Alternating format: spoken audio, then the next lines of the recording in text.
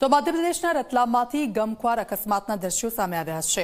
હાટ road પર બેફામ રીતે અચાનક અનિયંત્રિત થઈ ગઈ કાર। બેફામ કાર અનિયંત્રિત થઈને બંધ દુકાનમાં ઘૂસી ગઈ। કારમાં સવાર લોકોનો આબાદ બચાવ થયો છે। અકસ્માત સમયે એરબેગ ખુલી જતા જાનહાનિ ટળી છે।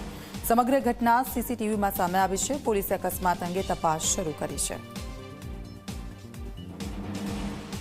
મધ્યપ્રદેશના અકસ્માતના દ્રશ્યો છે ને આપ જુઓ।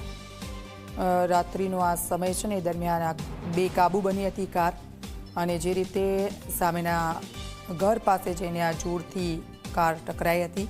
એરબેગ ખુલી જતા એ તમામ લોકોનો આબાદ બચાવ થયો છે, પરંતુ આ ભયાનક દ્રશ્યો જે સામે આવ્યા છે, ઘરની દિવાલને નુકસાન પહોંચ્યું છે।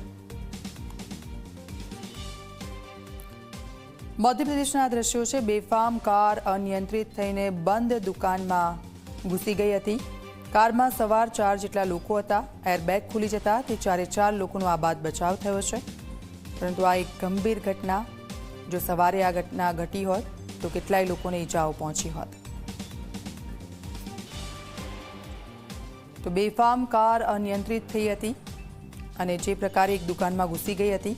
રાતનો આ સમય હતો। મધ્યપ્રદેશના આ દ્રશ્યો સામે આવ્યા છે અને સતત થોડા સમયથી આપણે આ અકસ્માતના દ્રશ્યો સતત જોઈ રહ્યા છે, જે એક ચિંતાનો વિષય છે।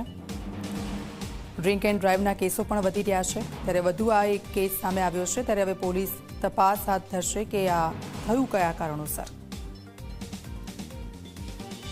અકસ્માત થયો અને એ સમયે એરબેગ ખુલી જતા 4 લોકોનો આબાદ બચાવ થયો। મુખ્યમંત્રી